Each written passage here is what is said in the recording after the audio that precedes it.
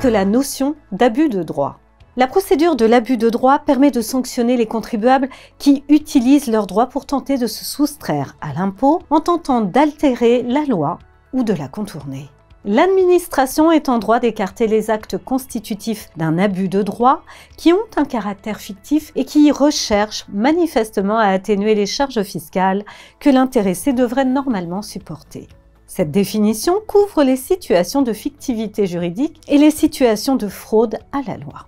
La procédure d'abus de droit fiscal concerne tous les impôts et peut être mise en œuvre indifféremment lorsque l'abus porte sur l'assiette, la liquidation de l'impôt ou son paiement.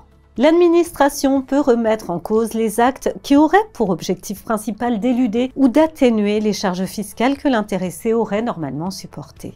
En évoquant un but principalement fiscal, le législateur ouvre le domaine de l'abus de droit à des champs infinis. Cette nouvelle procédure est applicable aux actes passés ou réalisés à compter du 1er janvier 2020. Une interrogation de principe. Avant l'introduction de l'abus de droit à but principalement fiscal, la jurisprudence de la Cour de cassation doutait que les conditions de l'abus de droit puissent être réunies en matière d'assurance vie. En effet, un contrat d'assurance vie n'est pas fictif. Seul le but exclusivement fiscal peut donc être mis en cause. Or, un contrat d'assurance vie produit des effets civils préalables aux effets fiscaux. Le but poursuivi n'est pas exclusivement fiscal et donc parfaitement licite. Cette interrogation se double désormais de l'appréciation des conséquences de l'abus de droit à but principalement fiscal, dont l'avenir permettra de mesurer l'éventuel abus. Cette analyse semble appartenir à une époque révolue et il serait utopique d'imaginer l'assurance vie à l'abri des soins attentifs de l'administration. Une problématique de procédure. La preuve du caractère fictif d'une souscription revient à l'administration. N'oublie pas de t'abonner à notre chaîne pour ne manquer aucune de nos prochaines vidéos. Et surtout, pense à liker si le contenu te plaît. Appliqué à l'assurance vie, l'acte fictif renvoie à la donation déguisée très régulièrement visée par les juridictions. Ici, c'est l'intention du contribuable et non la véritable nature de l'acte qui est en cause.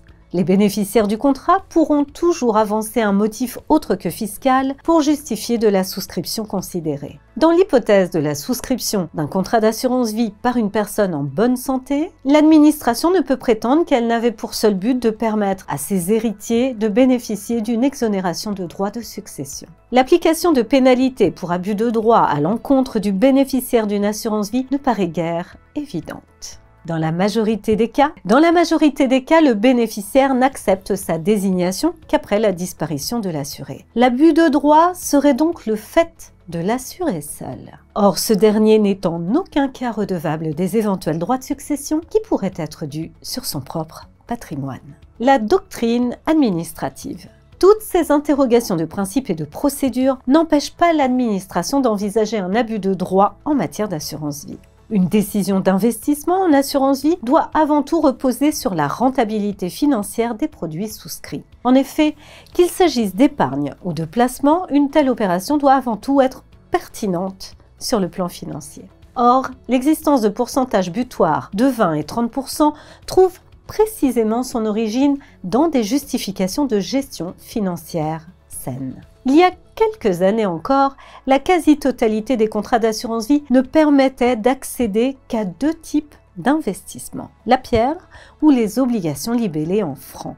La diversification financière d'un patrimoine n'était donc pas réalisable avec un ou plusieurs contrats d'assurance. Les actions françaises et étrangères, les obligations étrangères, l'or, l'immobilier international étaient autant de placements inaccessibles. Ces obstacles ont disparu avec l'évolution technique de l'assurance vie. Avec des possibilités d'arbitrage entre les supports, la diversification d'un patrimoine est désormais possible. Grâce à leur très grande souplesse et à leur adaptabilité, la souscription de contrats multisupports permet ainsi à l'épargnant de respecter le sage adage populaire qui veut qu'on ne mette pas tous ses œufs dans le même panier. Il n'existe donc aucune limite quant au pourcentage du patrimoine affectable à de tels contrats.